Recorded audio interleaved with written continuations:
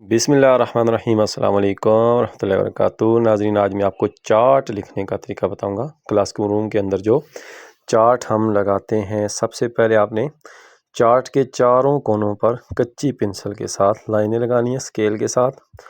बाद में जब आपका चार्ट कंप्लीट हो जाएगा तो आपने इन लाइनों को पक्का कर लेना है मार्कर के साथ।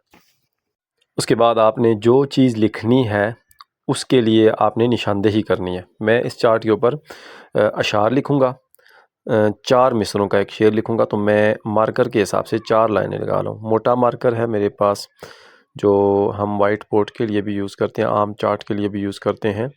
उस मार्कर के साथ मैं 4 लाइनें लगाई। अब मैं इन लाइनों के ऊपर जो है एक लाइन में एक मिसरा लिखूँगा। मार्कर का जो कलर आपको पसंद हो आप उससे लिख सकते हैं, ब्लैक, ब्लू, रेड, ठीक है जी। किसी भी कलर का मार्कर हो आप इस्तेमाल कर सकते हैं, लेकिन ये बात जहन में रहे कि चार्ट जो है वो लाइट कलर का होना चाहिए। बाज़ लोग डार्क किस्म का चार्ट जो है वो चूज़ करते हैं, उसके ऊपर फिर लिखते हैं तो क्लियर नज़र नहीं आता दूर से लिखा हुआ। अगर आप चाहते हैं आपकी राइटिंग क्लियर हो, दूर से लिखी हुई नज़र आए, तो लाइट कलर का चार्ट लें और डार्क कलर का मार्कर इस्तेमाल करें। हाईलाइटर से चार्ट नहीं लिखना आपने। हाँ, हाईलाइटर से आप जो है अल्फाज की निशानदेही कर सकते हैं, हरूफ के इर्द गिर्द आप उसको घुमा सकते हैं। ये एक जो है पहला मिसरा चार्ट का लिख चुका हूँ जी मैं। ये अल्लामा इकबाल का शायर मशरक़ का एक शेर है, हर लहज़ा मोमिन की नई आन नई शान, गुफ्तार में किरदार में अल्लाह की बुरहान। ये इसका पहला शेर और ये पूरी एक नज़म है इकबाल की। उसमें से 2 अशार जो है वो मैंने इस चार्ट के ऊपर लिखने हैं। अगर आप मुकम्मल नज़म लिखना चाहते हैं फिर आप छोटा मार्कर 605 वाला इस्तेमाल करेंगे। तो 4 अशार लिखने हैं ताकि दूर से क्लियर नज़र आए, तो फिर आप मोटा मार्कर इस्तेमाल करेंगे।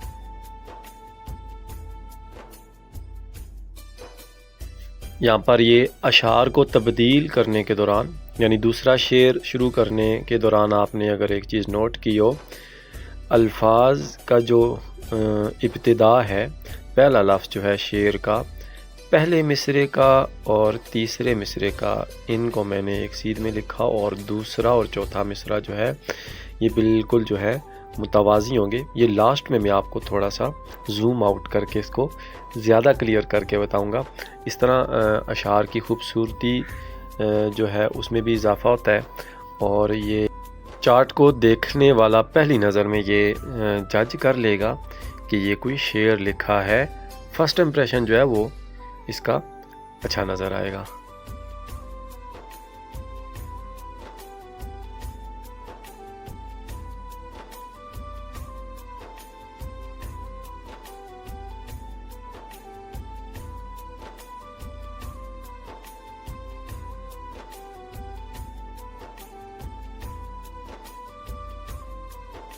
कच्ची पेंसिल से जो हमने अल्फाज के नीचे लाइनें लगाई हैं, अपना ज़ाविया सीधा रखने के लिए, वो लास्ट में आप इसको रेज़र के साथ रब कर देंगे, मिटा देंगे आप इसको।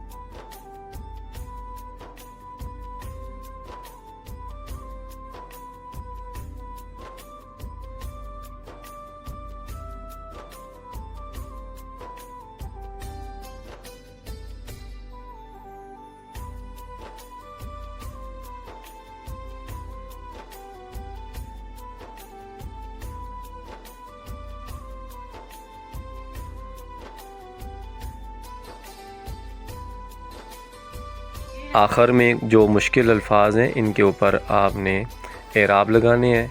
ये एराब अल्फाज की खूबसूरती में इजाफ़ा भी करेंगे और मुश्किल अल्फाज जो है वो पढ़ने वाले को आसानी भी फ़राहम करेंगे। तो जहाँ आप मुतनाज़ अल्फाज नज़र आ रहा है आपको या मुश्किल नज़र आ रहा है, लफ्ज़ को पढ़ते हुए पेचीदगी नज़र आ रही है, वहाँ आप उसका एराब लगा दें, लेकिन एराब दुरुस्त लगाना है। यहाँ पे ये चीज़ नोट कर लें, पहला और तीसरा मिसरा, दूसरा और चौथा मिसरा। जहाँ से हमने स्टार्ट किया पहला, वहाँ से तीसरा स्टार्ट किया, ठीक है जी, और जहाँ से दूसरा स्टार्ट किया वहाँ से चौथा, और ख़त्म भी पहला जहाँ पे किया तीसरा वहाँ पे ख़त्म किया, दूसरा जहाँ पे ख़त्म किया वहाँ, ये बिल्कुल मुतवाज़ी होंगे। तो ये हमारा चार्ट तैयार है जी। इसी के साथ हमारी आज की वीडियो का इख्तिताम हुआ। अल्लाह हाफ़िज़।